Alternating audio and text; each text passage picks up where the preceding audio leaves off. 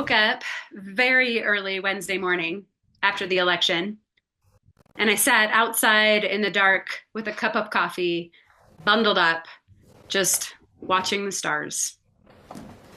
It didn't fix things, but it helped remind me of love and my humanity.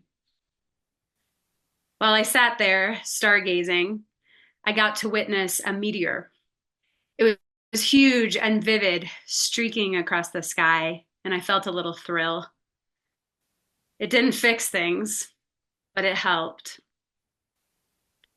One morning this week, my 4-year-old woke up, and I could hear her from the office where I was doing work. She had turned on music and she was singing along loudly and dancing.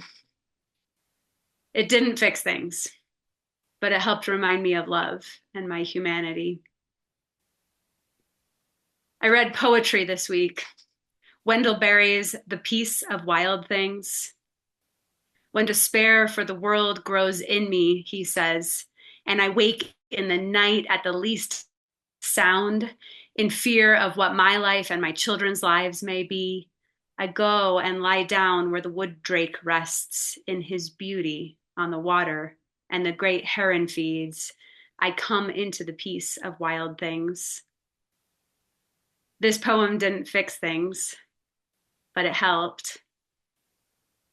This week, I soaked in wisdom through music. I reached out to friends and family. I cried and I yelled and I said some F words. It didn't fix things, but it helped remind me of love and my humanity. Good morning, friends. Come in. Let us gather in worship, gather in this sacred community. It won't fix things, but it will remind us of love and of our humanity. Our flaming chalice, which has become a beloved symbol of the Unitarian Universalist faith, was first envisioned during World War II. During that time, the Unitarian Service Committee was helping Jewish refugees escape Nazi persecution. The Service Committee needed a logo for a seal for important documents. And Austrian artist Hans Deutsch designed an image of a chalice and a flame.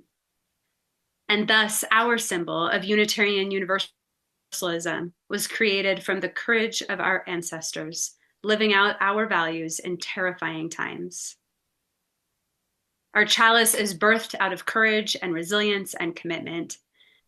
And though our chalice transforms to represent different symbolism each time it is lit, it always holds within it its courageous beginnings. So this morning, let us ignite our flame with courage and with these words by the Reverend Orlando Brugnola. Flame, friend of our most ancient ancestors, we kindle you this morning to make you visible in this time. Yet in truth, you burn always, in the unique worth of each person, in the moment of imagination, in the turning of the heart to sorrow or to joy.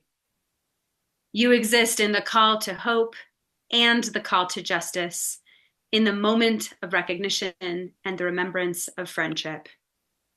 Burn bright before us, burn bright within us.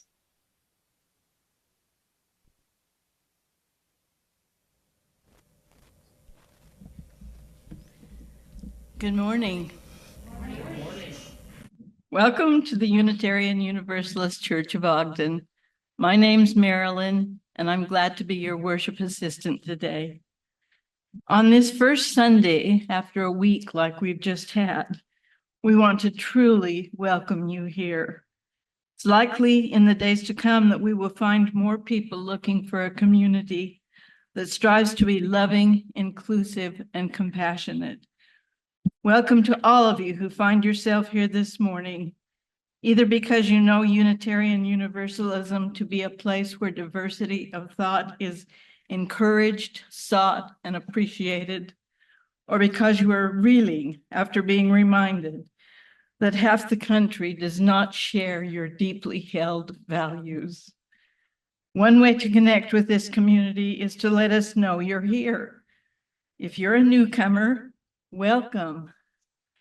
We're so glad you're here. We encourage you to fill out a newcomer card in the pews and put it in the offering basket when it comes by later. And please stay and chat with us after the service. If you're joining us online, please fill out the newcomer card online. If you have been a longtime member of the congregation, we encourage you to wear your name tags. This helps everyone feel more connected and helps our newcomers get to know us more easily. Our minister, Kristin, serves our congregation remotely. She'll be leading the service today from Truckee, California, and then will be with us in person next week. We hope to see you back again then. We love having people of all ages in this community. As you came in, we hope you saw the basket of activities for hands that like to stay busy. This is for all of you of any age. We welcome all the wiggles and sounds of a multi-generational community. If you haven't already, please put your phones on worship mode. We're so glad each and every one of you is here. Welcome.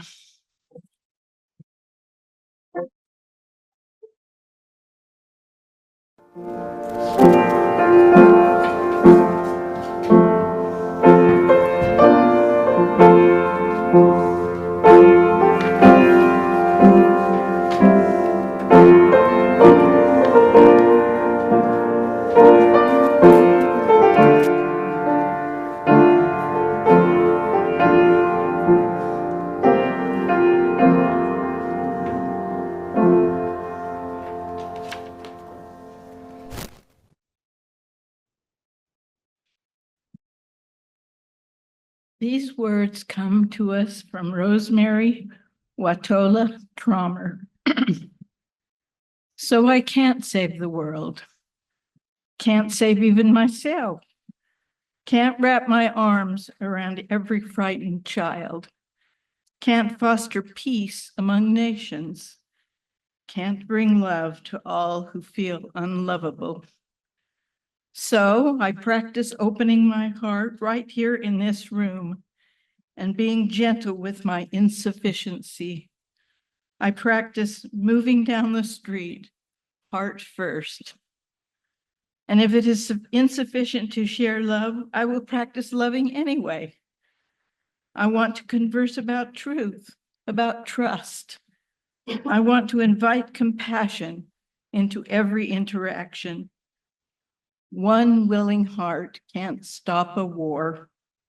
One willing heart can't feed all the hungry. And sometimes, daunted by a task too big, I tell myself, what's the use of trying? But today, the invitation is clear: to be ridiculously courageous in love, to open the heart like a lilac in May, knowing freeze is possible and opening anyway, to take love seriously, to give love wildly, to feel the shock of indifference, of anger, of cruelty, of fear, and stay open, to love as if it matters, as if the world depends on it.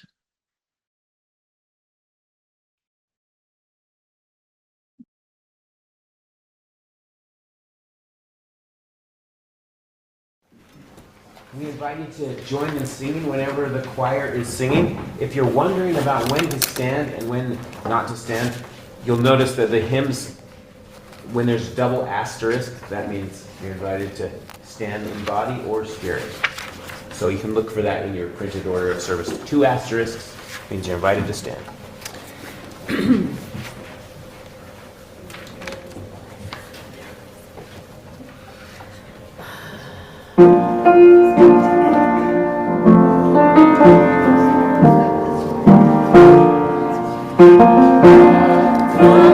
Comfort me.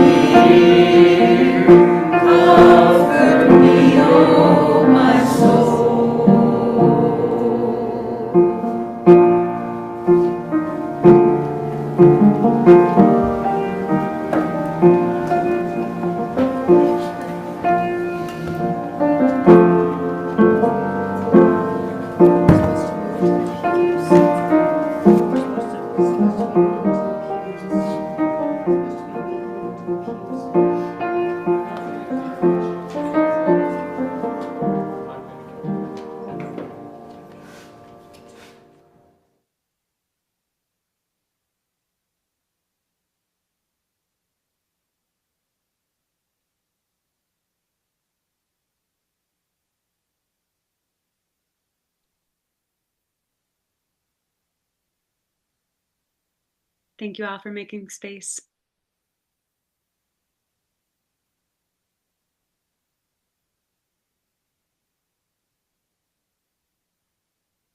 Thank you.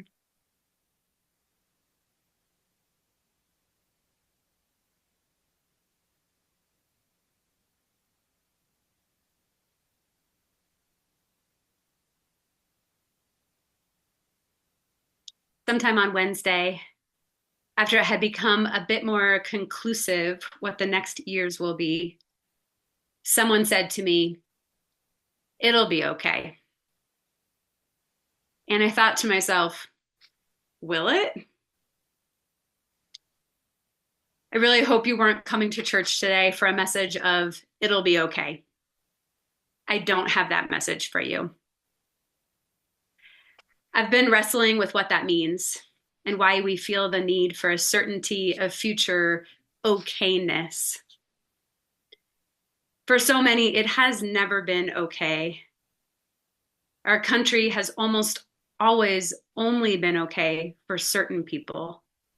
It's been designed for okayness for a privileged few. Okayness for those few, built on the backs of others, only because of the oppression of others, only because we harm others, only if we hate others. So I just want to take a deep breath with you today. Can we do that?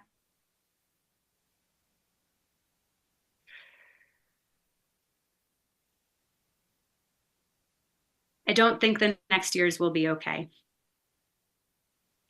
For many, that will be a familiar experience. And for others, this might be a really painful learning. I just don't think it's going to be okay. And also, is okay what we're really seeking? Is that why humanity exists? I stumbled across this poem this week. It's been such a blessing to have people sharing beautiful poetry when the world feels bleak. Here is the poem Shoulders by Naomi Shihab Nye. Shoulders. A man crosses the street in rain, stepping gently, looking 2 times north and south because his son is asleep on his shoulder. No car must splash him. No car drive too near to his shadow. This man carries the world's most sensitive cargo. But he's not marked. Nowhere does his jacket say fragile, handle with care. His ear fills up with breathing. His ear hears the hum of a boy's dream deep inside him. We're not going to be able to live in this world if we're not willing to do what he's doing with one another. The road will only be wide, and the rain will never stop falling. I've been thinking this week about the roughly half, but critically over half the country who voted for a path that seems to go against nearly all of our Unitarian Universalist values. And the reality of how things have only always been okay for only a small percentage of people. And what it means for us to really internalize that reality while maintaining our integrity. The road will be wide and the rain will keep falling.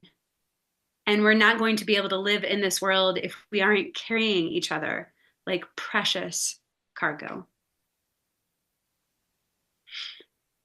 This week, the Rabbi Sharon Brous offered this perspective. She said, the allure of tyranny is that we go numb, we capitulate, we forget who we are and that there is another way. And she offered this counter to that pull of tyranny. I'm paraphrasing. She said, in the days ahead, our deepest spiritual work is to make spaces of quiet calm, bastions of hospitality and grace, true sanctuaries, oases of love and justice. Our values are our bedrock. No matter who owns the public square, even as we grieve, we must be exactly who we were yesterday, she says, but even more so. As the world gets harder, we must get more tender. The more ruthless our culture and politics, the more we must embody empathy and curiosity and care. Because this is what it means to practice resistance, to work to survive not only physically, but also spiritually. To remember always who we are. As many of you know, as I mentioned earlier, I have a 4-year-old at home. And it is a constantly wonderful and terrifying thing to be a parent. Every day she shows us more of who she is at her most core level. And every day we see more of who we have made her to be. In her, we see our mannerisms, our words, our fears. It is so challenging to think about the ways that we are imprinting her for the rest of her life. If any of you have been in therapy or chalice circles or engaged in other forms of self-reflection, you often spend a lot of time unpacking the ways that you have been taught to be who you are. You examine the people and the places out of which you were formed. You examine the pieces that are nature and the pieces that feel like they have been nurtured. And as parents and caregivers and trusted grown-ups for young people, we know that our every move is forming and informing this small human. And the pressure to not mess it up is pretty profound. And so one of the first revelations that I had on Tuesday, as the results rolled in and the outcome became clear, was that my now 4-year-old will live her next 4 years which is an equal amount to what she has already lived under this next presidential term. In her first 4 years, she learned to walk and talk and eat. She learned to think and feel and communicate needs. She learned about love and hate and care. So much active learning and soaking in of life. And another 4 years seems like a lifetime and is literally the amount of her current lifetime. Twice as much growth and exposure to the world. We are each born with dignity and a core that is our unique self. And we are constantly becoming through our relationships with the world around us. And although we sometimes forget, our learning and development continues, especially by what we learn from our relationships and the impact of the world. And so I wonder how much cultural growth and development will we do during this next time period of this next president? And how will it transform us and the country and the world? What I fear for us is that in the same ways that I have immense power in changing the way my kid grows and develops, the repercussions of this election have the potential to have that same impact on humanity. 4 years, and then who knows what after that. That's a lot of growth and development. And so what are we teaching ourselves and each other in these coming years? We will need to intentionally work to maintain our integrity and our deep sense of core values so that we do not lose our center in these times. Because who will we be as a humanity after this period of growth and development? And who do we want to be? Personally, I've been thinking as we get taught over these next years. Personally, there is no part of me that believes that there is a reason to hate anyone. And I have been consciously telling myself that I will not let that become part of my learning in the next 4 years. And there is no part of me that believes that violence is a way through our pain. And I will not let that become part of a new story that I tell after these 4 years either. As the world changes, our hearts must get more tender. The times are not going to be okay. But we might build some pockets of okayness by coming together in communities of trust to process our grief at the reality of the world and to maintain our integrity within it. This idea of coming together in communities of trust to process our grief at the reality of the world and to maintain our integrity within it so that we don't become something we are not. It feels like a simple enough idea. But the reason it's important to say aloud today is because we have history to show us how times like these foster separation and divisiveness. We've already been seeing it, but there will be more. There's a helpful article that has been shared widely since Tuesday. The author, Daniel Hunter, offers a list of tasks that will be imperative in the coming years. Echoing the wisdom that we heard earlier of Rabbi Sharon, he cautions that it will be easy to fall into the goals of autocratic leaders, to succumb to fear and isolation and exhaustion and disorientation. And he offers some suggested antidotes. He says, as we process our feelings, we must practice trusting ourselves and each other. What we are experiencing is a social disease, he suggests. Because you know who to trust by who they tell you to distrust. Our distrust of one another is contagious, and it serves the purpose of dividing us. Trust building, he says, starts with your own self. It includes trusting your own eyes and gut, as well as building protection from the ways the narratives can become internalized.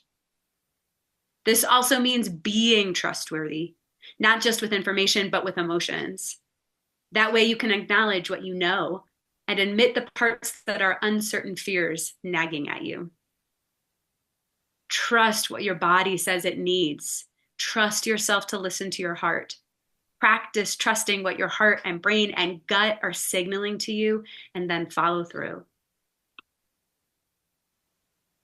In tandem with nurturing trust in ourselves is growing trust in others. The more we share stereotypes and stories about the other, the more we grow in our sense of isolation and our collective loneliness. He suggests growing gatherings of trusted people to practice and be in community. UUCO is, of course, a prime opportunity for this form of practice. The ability to build and maintain trust will be made easier if we allow ourselves to feel our feelings, including grief. Many of you have grieved this week. Maybe you have grieved for years leading up to this moment, and those waves of grief will continue to come. So let's not tell each other to get over our feelings and get back to fighting. This is a false narrative. It assumes that grief is weak or that one can't have feelings and also work for change. There will be continuous grieving, so don't let it surprise you. Let's support each other in finding ways of processing our grief in ways that don't feel restrictive. Discounting our feelings or each other's feelings is a way of othering, and it will support the feelings of distrust and isolation. Let grief be a practice of freedom. This isn't a race, either to move into action or to move past grief. You don't have to have all the answers. So move with intention and permission and grace and presence. Our image this month is that of a snail. You probably saw that on the order of service. A snail moves about 3 feet per hour. But our snail's wisdom today is not slow and steady wins the race. We are not racing. And we truly don't know where the race would end anyway. Snail wisdom today means presence. We will move slowly and intentionally through these days. Through our intentionality, we will make space for trust and integrity and naming reality and grieving and acting. And we will stay present for and with one another. And in that act of trusting presence, we will make space for more people, not less. In the beautiful book, The Sound of a Wild Snail Eating, Elizabeth Tova Bailey describes watching a snail from her bed where she was bedridden from a terrible disease. She describes it this way. A few long gone flowers were in a vase by my bed. And one evening, I put some of those withered blossoms in the dish beneath the pot of violets where the snail had taken up a home. The snail was awake. It made its way down the side of the pot and investigated the offering with great interest, and then began to eat one of the blossoms. A petal started to disappear at a barely discernible rate, and I listened carefully.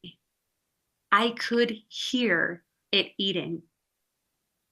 The sound was of someone very small munching celery continuously.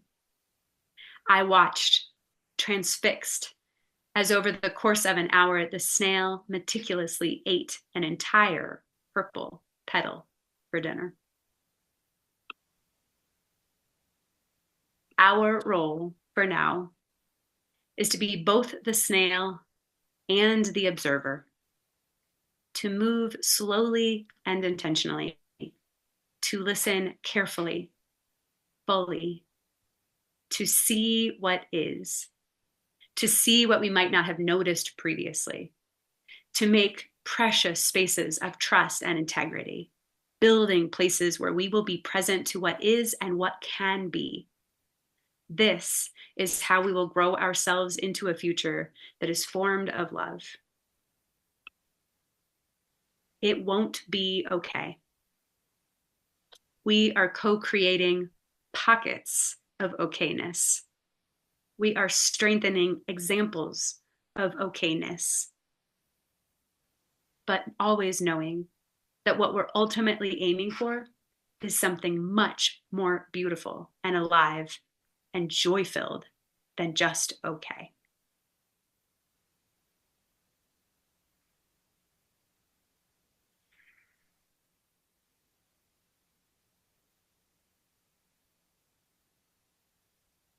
In times of trauma and pain, one thing we can be certain of is that people start acting a little less kindly.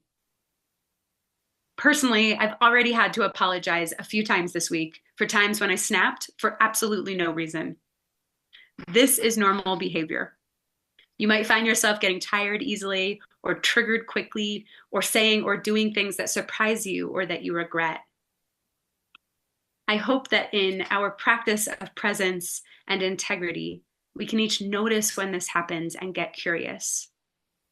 Whether your interactions are with a loved one or a stranger or even someone here at church, just practice getting curious with yourself. Notice when you're acting in ways that feel strange and build practices for finding your way back to your center, back to integrity. Today, we are going to practice some preemptive community care for those of us here. Pre-care goes a long way in building spaces that are trustworthy and love-filled. So we are going to do a ritual of gratitude and blessing. Showing gratitude, actively and intentionally showing gratitude, has been proven to lift our spirits and to help us feel more gratitude overall. And blessings are hopes and wishes and dreams that you have for those around you. A blessing can be given by anyone. We do not bestow the power to bless on people with particular credentials. Blessings come from everyone. Gratitude and a blessing.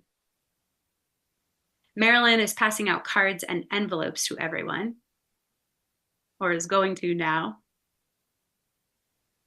And you are invited to take a set of cards and envelopes and a pen for writing.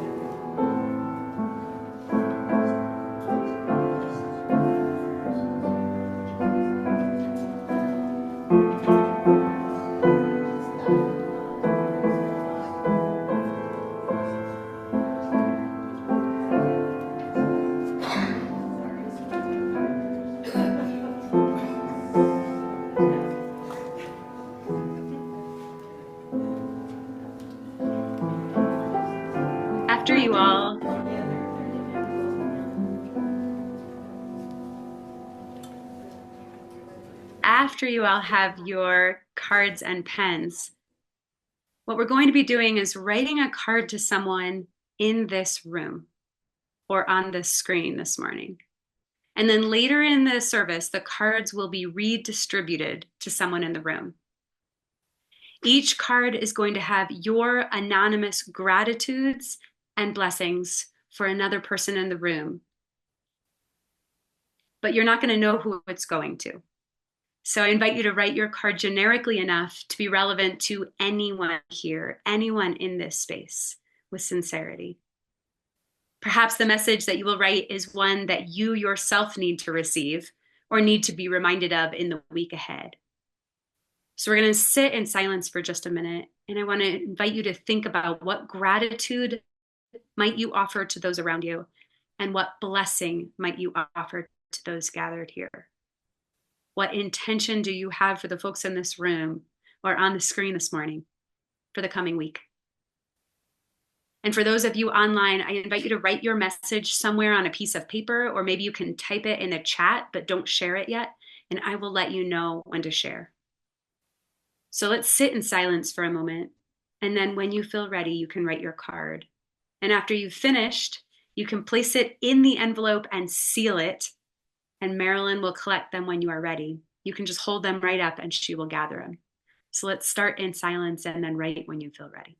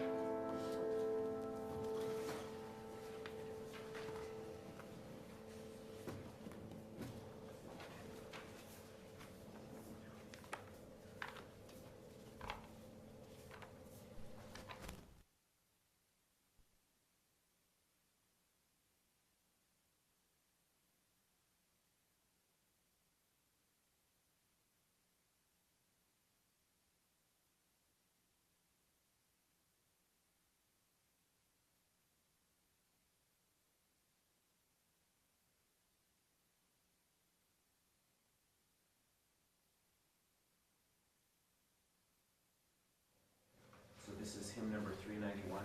We will sing. Time we'll hum.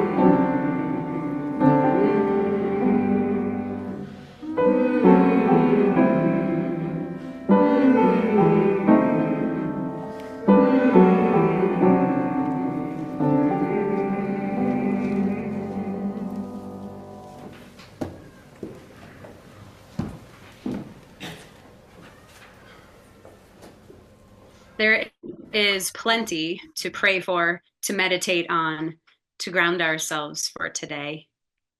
There are many hurting in all the ways humans always hurt, and in all of the new ways brought on by this week's events. I invite you to come forward and participate in our ritual of candles and stones, dropping a stone in the waters or lighting a candle, any and all that feels supportive. And you'll also notice that our basket of gratitudes and blessings that we have offered each other are also sitting on the altar. And as you come forward, I invite you to imagine sending warmth and love and care to those messages of love that we will all be receiving. And this morning, I invite you to give particular reverence to this ritual. Let us hold each other with sacred care, returning to our seats in calm, so that we may continue in prayer and reflection.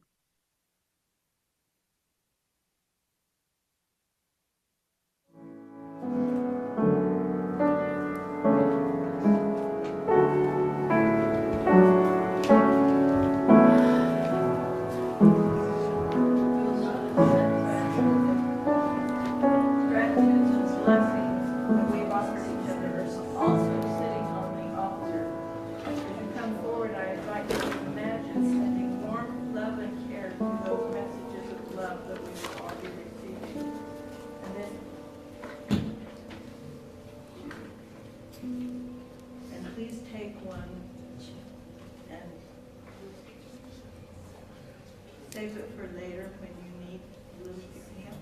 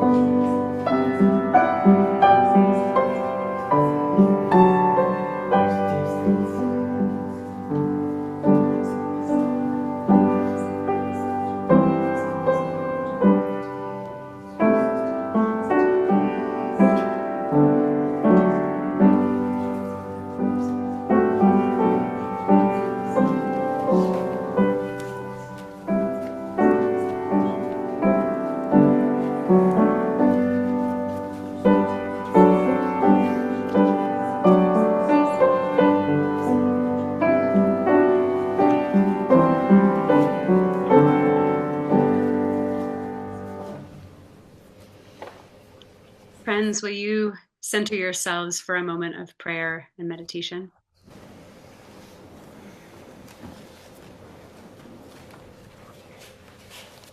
Spirit of life, spirit of love, universe, whoever it is that we reach out to in times like this,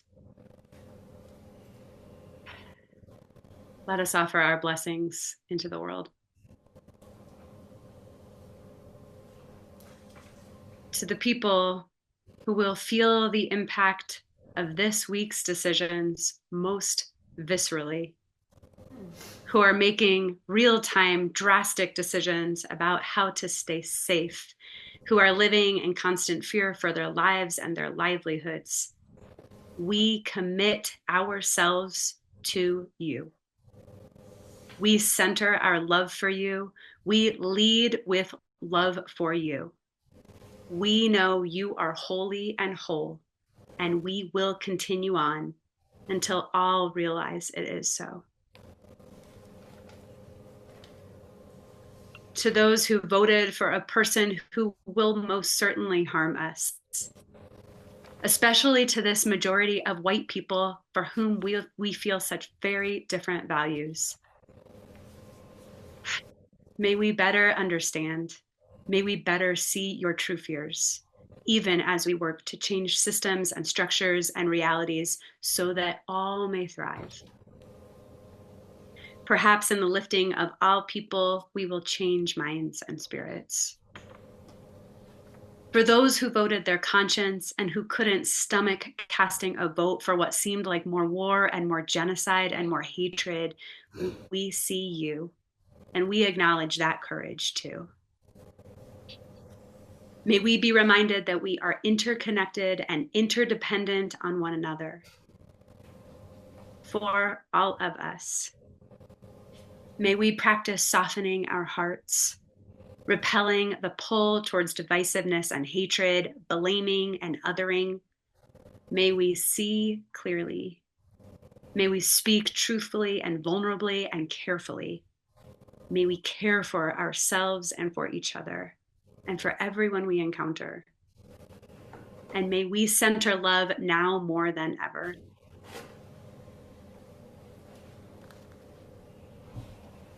I invite you to take a breath, and in this silence, just hold whatever is on your hearts this morning. Let it be held in this space of love.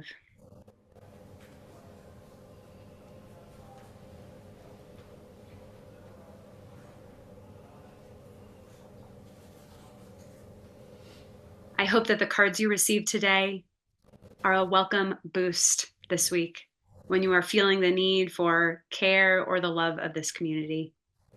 If you're online and you haven't shared your notes into the chat, you are invited to do so now. May all of these blessings, all of these gratitudes, all of this love, all of our prayers and reflections be held with care in this community. Amen, and blessed be.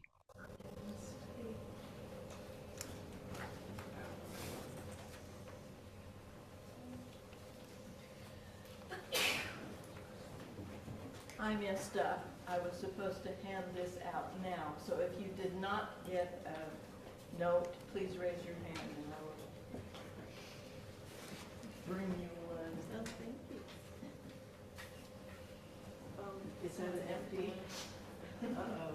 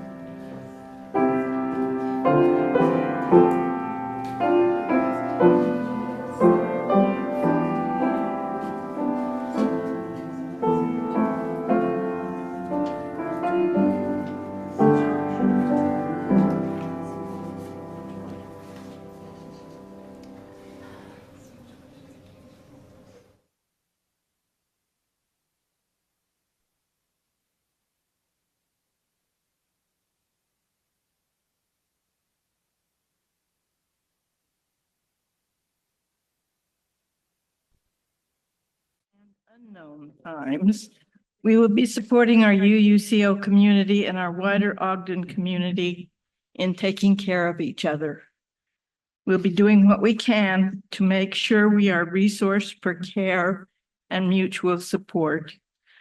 The offering we collect each week always supports us in doing this kind of important ministry. But in the days and weeks ahead, our sharing of resources may become even more important.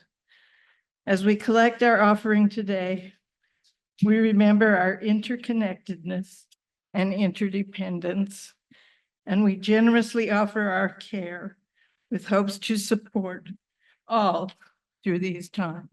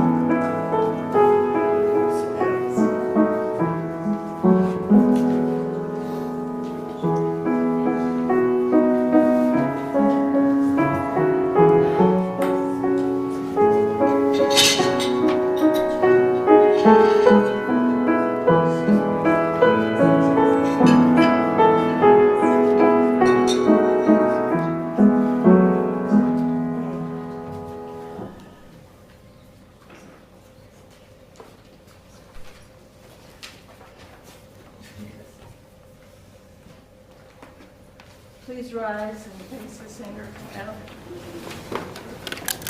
And sing together the offering song printed in your order of service.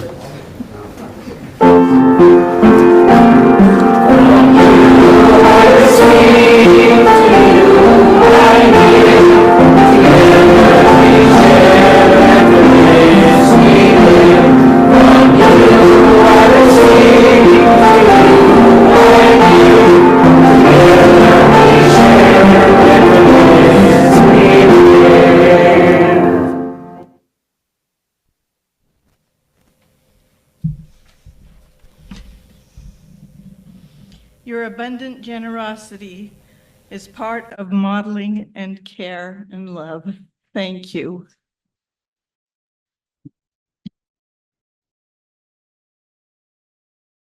We'll now have some invitations. This invitation might seem a bit silly, even frivolous, given everything we're experiencing, but your help is needed next weekend for a storage cleanup. Yes, next weekend, Saturday the 16th, we're going to gather together here to organize our storage units.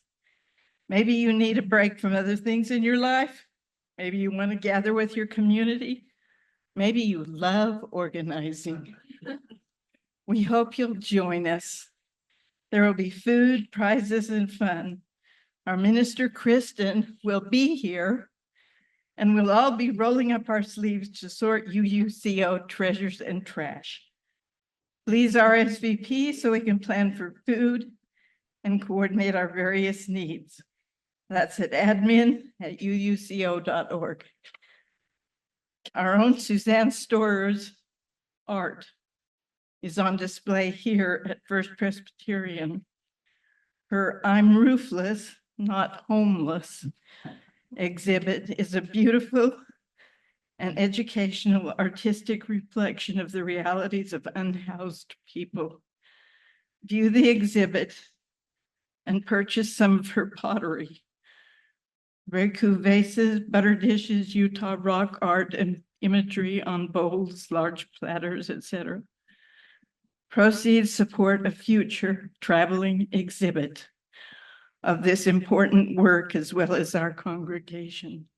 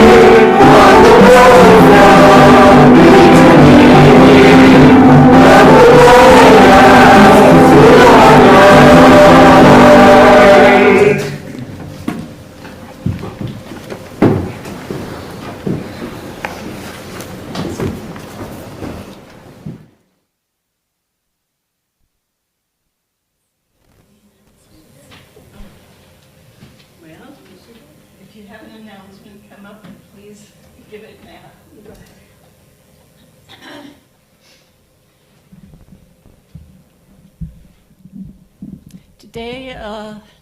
Tomorrow is Veterans Day. Will all those who have served our country raise your hand? So look around you. Secondly, art has power. If you look throughout history, you will see bronze statues, huge bronze statues turning green.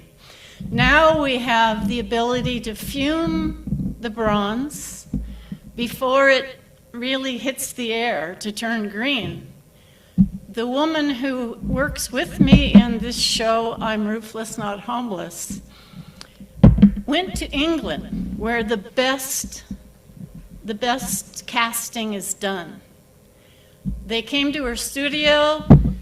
They took this 11-foot clay sculpture she made, and she's about your size, Marilyn. And she's one of the best sculptors in Canada, and I think really in the world. She will go down in history. The sculpture she's created is now being cast into bronze in Western British Columbia. And she is going to be here in Salt Lake City at the Visual Arts Institute, where the whole show of I'm Roofless, Not Homeless will be, and I'm inviting you to go and meet her. I'll be there. Peter, my husband, is going to help make the show possible. This is only a portion. I used to be a potter. I've collected all the stuff out of my basement that I had left. I made my living as a potter. It's now available to you at the same price as it's always been. I'm going to toot my own horn. The National Sculpture Society has almost, I feel like they've adopted me, and they've kind of steered me. The drawings that you see here, they're pretty good. And one of my pieces is in New York City in the National Sculpture Society Gallery in a show called Primal View. My sculpture's on the wall outside. I've been written up in the magazine that's in the entrance. They say in that magazine that I've created a new path for relief sculpture. Traditionally, it's only about maybe this thick. And I've seen some in France that are about 40 feet long. And if you think about it, those relief sculptures were the ways that people got the message out. There's a narrative of a whole war that goes 40 feet long. And when you look at it from the side, you get a sense of the reality of that war. And when you walk along, the whole thing comes into focus. So to me, that's why I do it. It's the most expressive form. In the beginning, I thought, man, these look like moose heads, horse heads on the wall, because they stuck out so far. My mentor, Akio Takamori, who unfortunately died, his work, when I met him in his studio, yes? Certainly. You want me to be brief? I shall be brief. Anyway, ask me any questions you want. The sales table is over there. 50% of the sales you make in here, these butter dishes, are $20. Half of that goes to the UUCO, to us. The other half also goes to us in support of this traveling show, which is going to go around Utah, 3 venues to the Northwest. Peter and I are going to take it there. We need bucks. We need money. In line for a $60,000 grant from the Joan Mitchell Foundation, you know, it's tough to get it. But when I was in New York, I made progress. So anyway, buy up. Thanks so much, Suzanne. What? Thank you so much. I'm going to offer our benediction and our extinguishing if Marilyn will come forward. Thank you. Yes.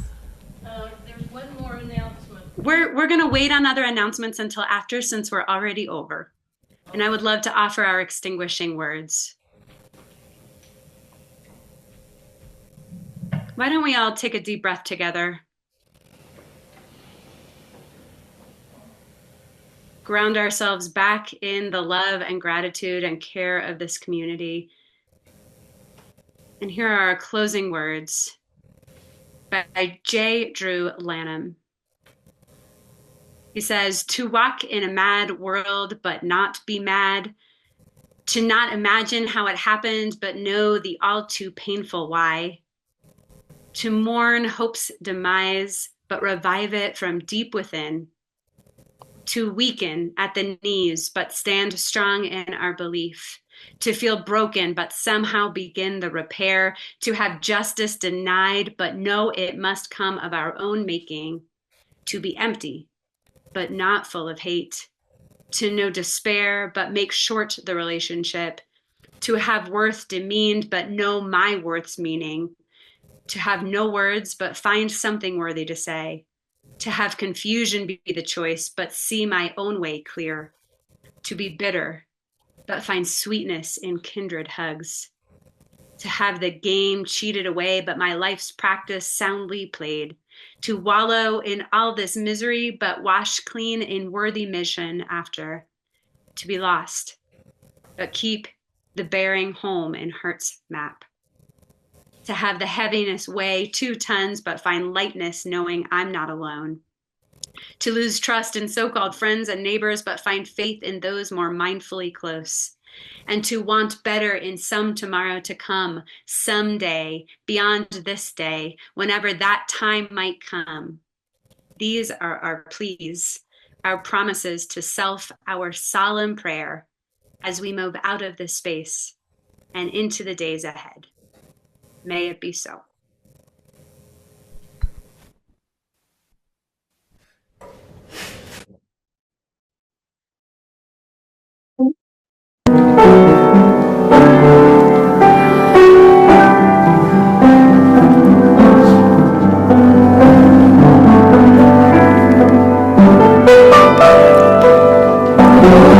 Lifted up.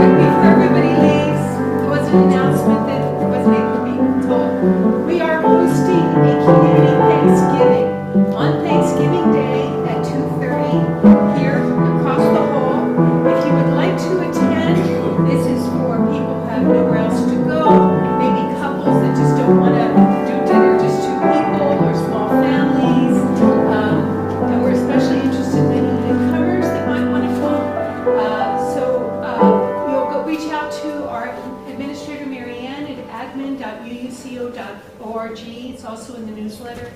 Please, as soon as possible, or set a date of the 17th for a deadline for RSVPs, so we know whether we have enough people and enough food.